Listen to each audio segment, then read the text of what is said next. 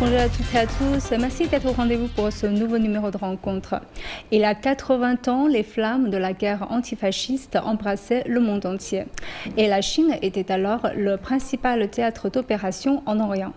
D'un point de vue historique, quel a été l'impact de la résistance chinoise sur l'issue de la Seconde Guerre mondiale et quelles ont été les répercussions sur l'ordre mondial contemporain? Aujourd'hui, nous allons en discuter avec nos invités.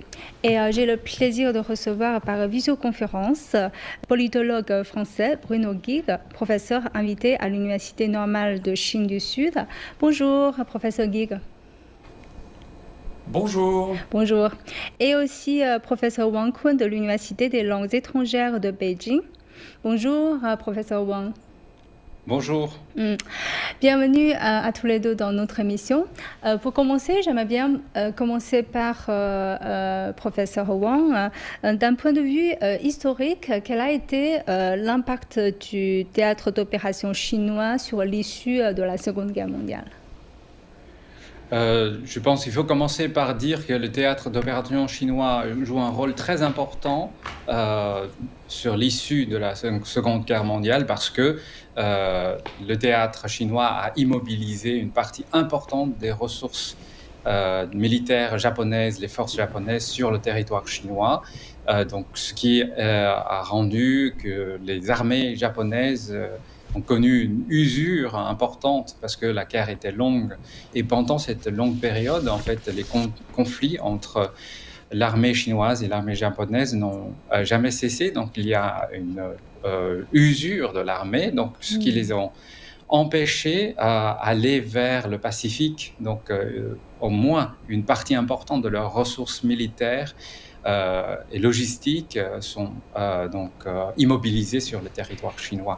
Donc je pense que ça, c'est un rôle très important parce que cela constitue un soutien, un pilier important pour les autres pays de l'Allié pour résister les Japonais sur le théâtre du Pacifique. Et professeur Guigues, en tant que chercheur français, quel est le point de vue en France ou en général en Occident sur le rôle de la Chine, surtout pendant la Seconde Guerre mondiale? Alors, malheureusement, on a longtemps sous-estimé en France, mais je pense que c'est vrai aussi d'une manière générale des pays occidentaux, le rôle considérable de la Chine durant le conflit mondial. Et donc, il y a, je pense, un travail qui est en cours de redécouverte de ce qu'a été le rôle historique de la Chine, que M. Wang a fort bien rappelé tout à l'heure. C'est-à-dire, en fait, cette capacité qu'a eu le peuple chinois en résistant à l'envahisseur japonais, à immobiliser des forces considérables. Il y a eu près, à un moment donné, plus d'1 million de soldats japonais sur le sol chinois. Jamais dans les îles du Pacifique, que les Américains ont tenté de prendre une par une, il y a eu autant de soldats japonais. Donc ça, c'est quelque chose d'important. Aujourd'hui, les pays occidentaux, et la France en particulier, doivent reconnaître, et le font quand même de plus en plus, et j'espère que ça sera encore plus net dans les années qui viennent, le rôle de cet allié oublié qu'a été la Chine durant le conflit mondial et la contribution du peuple chinois dans son ensemble à la victoire. Parce qu'il faut rappeler qu'il y avait bien sûr les forces du régime nationaliste de Chiang Kai-shek, Chiang Kai-shek, mais il y avait aussi les forces de la résistance communiste, essentiellement, qui ont joué un rôle très important à l'arrière. Et c'est Mao Zedong qui disait nous sommes, nous, un grand pays faible attaqué par un petit pays puissant et nous allons le noyer dans cette immensité. Et c'est ce qui s'est passé, en réalité. La conjonction de la résistance militaire des forces nationalistes et de l'action de la résistance communiste a abouti à la défaite des troupes d'occupation japonaises. Mais comment expliquez-vous en profondeur cet oubli, selon vous? Alors, il y a une raison, à mon avis, qui est double. D'abord, il y a une sorte de préjugé colonial dans les milieux occidentaux à l'égard des peuples asiatiques, qui est du même ordre, si vous voulez, que le préjugé colonial à l'égard des peuples africains, par exemple. Bon, finalement, ces peuples qui sont arriérés, on va avoir du mal à reconnaître qu'ils ont joué un rôle majeur dans leur propre libération. Vous voyez ?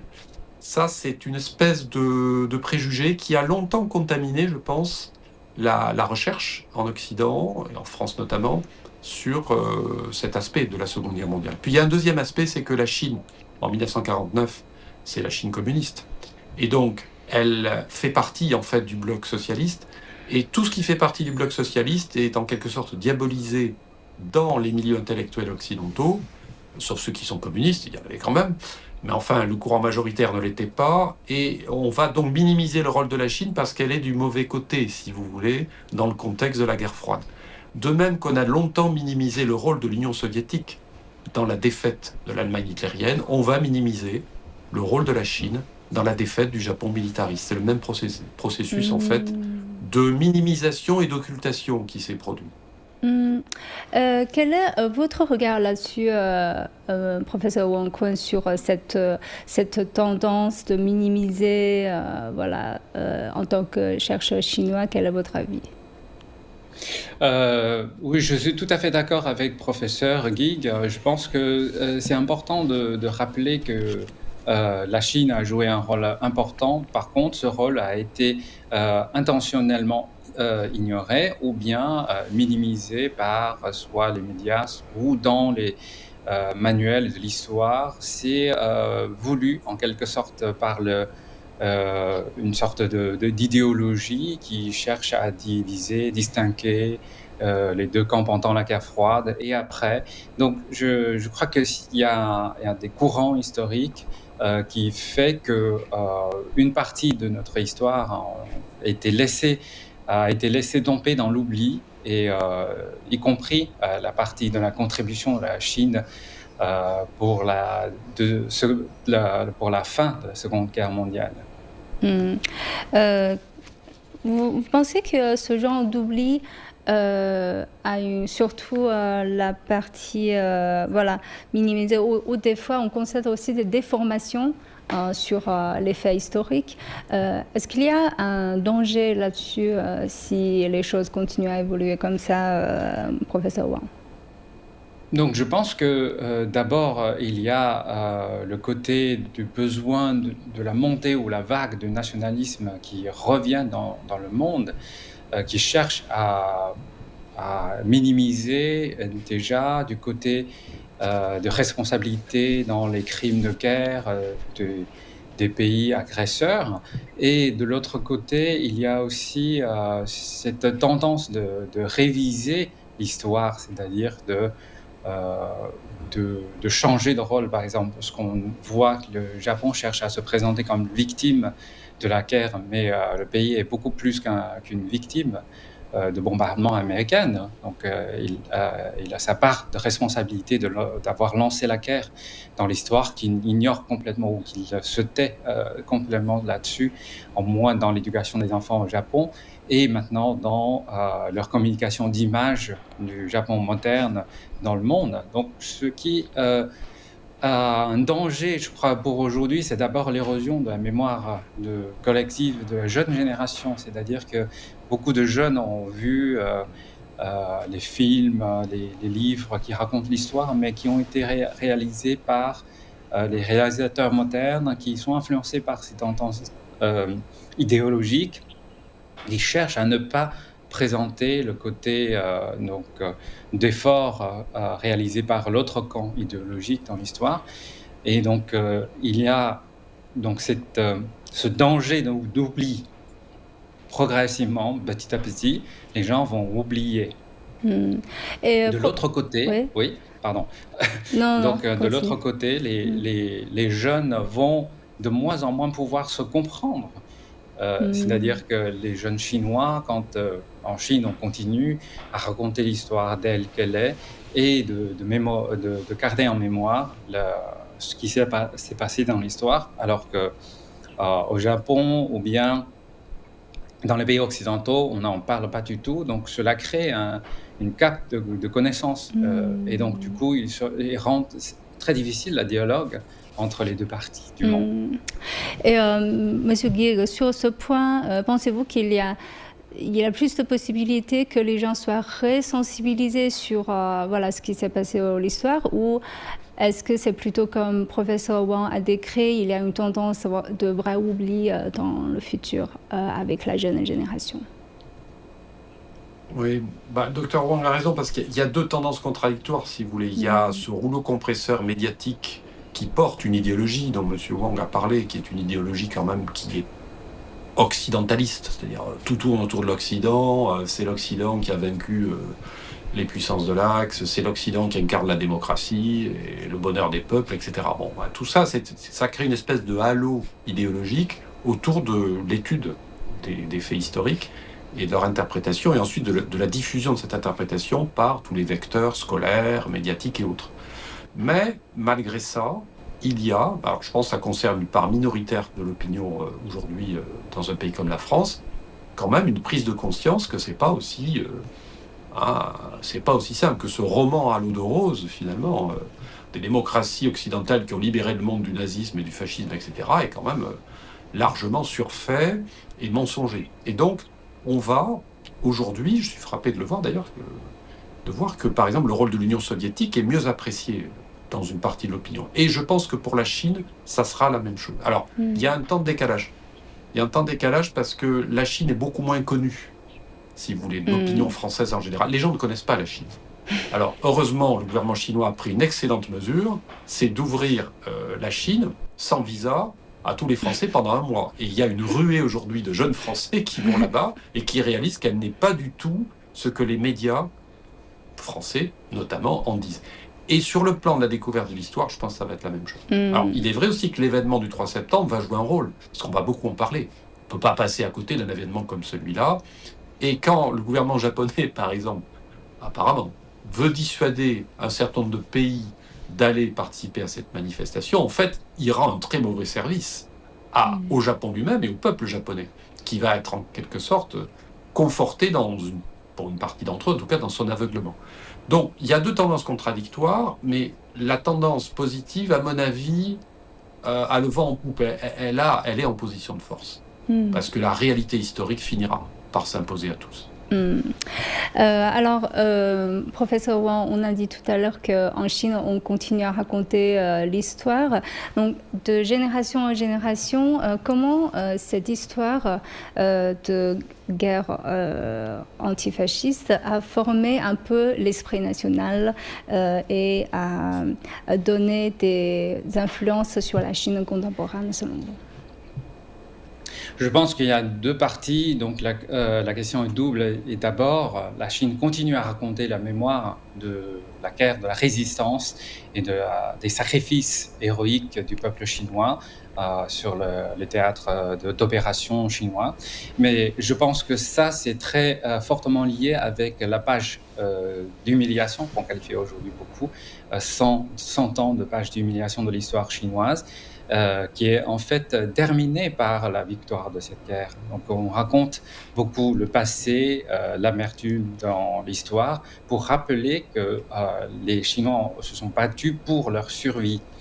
Et deuxième partie de cette question tourne autour de cet esprit national qui se sont réincarnés ou émergés de nouveau dans le cendre d'une nation qui a été donc ravagée, détruite dans la guerre, mais les gens sont réunis dans une nouvelle identité nationale de reconstruire le pays. Donc cela crée une fierté nationale, une confiance en soi. Et donc c'est pour cela que la victoire de la guerre contre l'agression japonaise est tellement important pour la mémoire des Chinois. Alors, professeur Gig, vous avez mentionné tout à l'heure la cérémonie pour commémorer cette guerre. Alors, pour vous, comment faut-il interpréter cette volonté de la Chine de commémorer tout ça? Et est-ce qu'il y a, vous avez mentionné un peu comment ça va contribuer à resensibiliser les gens. Est-ce que vous pouvez expliquer davantage votre regard sur ce genre de commémoration, quel genre d'influence que ça va apporter? Je crois que c'est important parce que nous traversons une période historique durant laquelle la Chine retrouve la place qui était la sienne d'ailleurs à l'époque de Qianlong, au XVIIIe siècle, si on considère le rapport un peu des forces géopolitiques au niveau mondial. Et c'est plutôt une bonne chose d'ailleurs parce que la Chine exerce une influence pacifique. Voilà. Elle rayonne par le commerce, la technologie, les échanges, de manière pacifique. Elle n'a fait aucune guerre depuis 45 ans. On le répète tout le temps, mais c'est vrai, il faut le dire. Et donc, elle a une légitimité particulière, effectivement. D'abord, à renouveler le discours historique sur sa propre histoire, et sur l'histoire de la Seconde Guerre mondiale en particulier, dans la mesure où sa contribution, on l'a dit, a été largement minimisée. Et comme elle est aujourd'hui dans une phase historique d'ascension, bon, et qu'elle rayonne de plus en plus pacifiquement à l'échelle mondiale, son discours a davantage de chances d'être entendu. Et ce ne sont pas les initiatives malencontreuses de tel ou tel gouvernement, Tokyo notamment, qui vont changer quelque chose, parce que les gens sont conscients de ce qu'a été l'histoire de la Chine, ce qu'a été sa contribution à la victoire sur le fascisme mondial en 1945, parce qu'ils savent quelle est sa contribution aujourd'hui à un partenariat mondial qui est gage de paix et d'unité à l'échelle mondiale. Si la Chine aujourd'hui est porteuse d'une communauté de destin pour l'humanité, c'est bien parce qu'elle est cette puissance pacifique qui a contribué à la défaite du fascisme mondial en 1945. Tout est lié en fait, le passé et le présent. Mais surtout, vous avez mentionné cette communauté de destin commun pour l'humanité. J'ai quand même l'impression que cette notion est assez difficile à comprendre, surtout en Occident, parce que la manière de réfléchir, les logiques sont complètement différentes. Est-ce que dans le milieu intellectuel français, on comprend bien ce terme, selon vous? Alors, dans les milieux intellectuels français, vous savez, il y a de tout. Il y a des gens qui comprennent, il y a des gens qui ne comprennent pas. Puis il y a des gens qui ne veulent pas comprendre aussi. Parce que ce sont des chercheurs parfois qui sont payés par des organismes qui dépendent parfois de l'OTAN ou de tel bailleur de fonds. Vous savez, c'est comme partout. Donc en fait, je pense que les choses avancent lentement, trop lentement à mon goût, mais elles avancent quand même. C'est-à-dire la prise de conscience dans les milieux intellectuels, mais pas seulement, de cette réalité commence à se faire jour. Et puis, n'oublions pas que l'Occident, qui s'est pris pour le monde, n'en est qu'une partie. C'est la partie qui s'est prise pour le tout. Mais les gens qui ne vivent pas en Occident sont bien conscients que l'Occident n'est qu'une partie du monde, qui, en plus, quantitativement et qualitativement, régresse. Sa part, la part du monde occidental dans la production, la technologie, la science, etc., est en train de régresser, ce qui est un processus tout à fait normal. Les philosophies chinoises de l'histoire nous expliquent depuis très longtemps, je pense à Wang Fuzhe en particulier, que l'histoire, elle suit des cycles. Il y a des cycles haussiers, des cycles baissiers, il y a des ascensions et des déclins. Et donc tout cela est tout à fait normal, en définitive. Et professeur Wang, en tant que Chinois, quel regard portez-vous la signification de ces activités de commémoration? Oui, effectivement, je rejoins professeur Gig pour dire qu'en fait, la Chine est en train de montrer, bien sûr, à travers le défilé, donc cette force, donc appareil militaire, mais derrière cette image de puissance, en fait, la Chine se veut un pouvoir pacifique, surtout pour la région, et cela ne vient pas d'aujourd'hui, mais plutôt cela vient de son histoire. La Chine était un pays stabilisateur et une puissance de paix dans la région. Donc aujourd'hui, donc la Chine essaye de rappeler au monde un petit peu cette page historique que nous venons de mentionner tout à l'heure, de dire qu'en fait, l'ordre mondial dans lequel nous vivons aujourd'hui vient de cette guerre, que tout le monde a contribué, a fait beaucoup de sacrifices. Donc, il ne faut pas oublier cette partie. Et donc,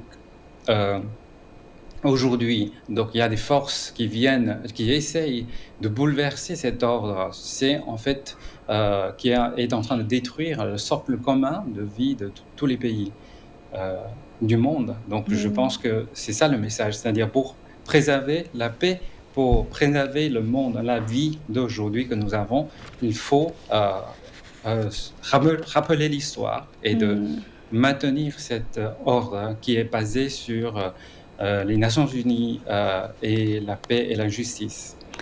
Et je pense que c'est une vraiment tradition philosophique que les Chinois aiment bien faire référence à l'histoire quand ils veulent progresser. Mais ça me vient comme ça, c'est peut-être simplement, je devine, je vais demander à professeur Gig, est-ce que c'est possible qu'après cette défilé, on va dire dans les médias occidentaux que la Chine montre ses muscles, que voilà, la Chine est toute puissante en termes militaires et ça fait, au contraire, il y a au contraire un effet que ça fait peur.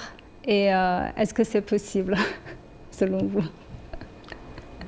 Oui, c'est le risque parce que vous connaissez aussi bien que moi l'attitude qui est celle des médias occidentaux dès qu'il s'agit de la Chine. Bon, ils vont dire que la Chine a fait la démonstration de sa puissance militaire, que son budget militaire a doublé en 10 ans. Bon, tout ça, ils l'ont déjà dit, ils vont le redire, mais ils ne pourront pas dire que la Chine fait la guerre, parce que la Chine ne fait pas la guerre. Mais, ils ne pourront pas dire que la Chine inflige, voyez, que la Chine inflige des sanctions à d'autres pays, parce qu'elle n'inflige aucune sanction aux autres pays. Mais dans la logique occidentale, est-ce que ce que le professeur Wang a mentionné, une notion que je trouve intéressante, une puissance de paix, c'est ça? Une puissance de paix. Est-ce qu'une puissance de paix, c'est compréhensible en Occident? Parce que j'ai l'impression que quand on parle de la puissance en Occident, c'est certainement une puissance, quand elle est toute puissante, elle va écraser les autres. Oui. Mais déjà, il faut distinguer la puissance économique, une chose, mais la puissance militaire. Bon. Si on part de la puissance militaire, et si c'est cette puissance que l'on considère comme menaçante, encore faut-il démontrer en quoi elle est menaçante. Quand la Chine, qui a effectivement le deuxième budget militaire de la planète, après loin derrière celui des États-Unis, alors que sa population est 4 fois supérieure. J'avais fait le calcul, les Chinois dépensent pour leur armée 12 fois moins que les Américains en moyenne. Et là, ça donne une idée. Les Américains ont 700 bases militaires à l'étranger. La Chine n'en a qu'une, qui est purement défensive d'ailleurs à Djibouti. Ça, ce sont des faits. Les Américains ont multiplié les conflits, les interventions, tous azimuts depuis un demi-siècle. Les Chinois, depuis 45 ans, n'ont participé à strictement aucun conflit militaire. Et ils n'ont pas l'intention de le faire. Donc, il y a des faits quand même qui finissent par s'imposer à la longue. Mais c'est vrai que nous subissons en Occident un tel déluge de propagande que parfois, certains se laissent égarer, c'est clair. Alors, quels sont, selon vous, les enseignements les plus... Parce qu'aujourd'hui, on fait la commémoration, on parle de l'histoire. Et selon vous, quels sont les enseignements les plus précieux qu'on doit tirer de la Seconde Guerre mondiale, finalement, professeur Wang? Je pense que le plus important, c'est de ne pas oublier l'histoire. C'est-à-dire qu'en Chine, on dit souvent il faut savoir d'où nous venons. C'est important parce que le monde tel qu'on connaît aujourd'hui vient de notre histoire, vient du passé plus ou moins proche. Et dans cette partie de l'histoire, il y a beaucoup de choses qui sont oubliées, comme par exemple la Deuxième Guerre mondiale et les rôles qu'ont joué la Chine et le camp soviétique dans cette guerre, etc. Donc, sans cette connaissance, nous ne pourrons pas avoir une meilleure compréhension et de jugement sur la situation actuelle. Donc, je pense que le plus important, c'est de garder la mémoire de son histoire avant d'ouvrir une nouvelle page de l'histoire. Et professeur Gig, quel est votre avis là-dessus? Moi, je pense que ce qu'a montré la Seconde Guerre mondiale, c'est qu'un projet démentiel de conquête du monde, reposant sur une idéologie raciste, en fait, ça, c'est la pire chose qui puisse exister. Et il y a eu, heureusement, une coalition des nations pour vaincre pour mettre à bas cette entreprise monstrueuse, et la Chine a joué pleinement son rôle dans ce combat contre le fascisme mondial. C'est ça qu'il faut méditer. Il ne faut plus jamais laisser au fascisme, sous quelque forme que ce soit, le champ libre. Il faut s'opposer à la résurgence de ce fascisme. Pourquoi je dis ça? Parce qu'il y a des signes inquiétants ici et là qui pourraient laisser croire qu'effectivement certains n'ont pas renoncé à un projet de conquête, n'ont pas renoncé à une forme d'impérialisme en fait, contre laquelle il faut être évidemment unis dans la lutte. Et ça, c'est la dernière leçon. C'est l'union dans la lutte qui a permis de vaincre le fascisme mondial. La division fait le jeu de ceux qui veulent la guerre. Oui, mais aujourd'hui, comme vous dites qu'il y a quand même des signes inquiétants, hein, pourquoi les choses ont évolué ainsi selon vous? C'est purement à cause de la personnalité de certaines personnes ou si, comme vous avez dit, il y a des cercles des choses? Non, je ne crois pas à l'explication de l'histoire par la psychologie individuelle. Je pense que si vous regardez par exemple le conflit évidemment auquel nous pensons tous qui se déroule actuellement, il y en a d'autres enfin, qui se déroule actuellement en Ukraine, cette guerre a été voulue par l'OTAN. Elle a été voulue par l'OTAN. À partir du moment où on a mis l'OTAN dans l'Ukraine et envisagé de mettre l'Ukraine dans l'OTAN, on préparait la guerre et c'est ce qui s'est passé. Il y a des gens aujourd'hui qui s'obstinent à livrer des armes au régime de Kiev pour poursuivre indéfiniment ce conflit qui a déjà fait trop de victimes.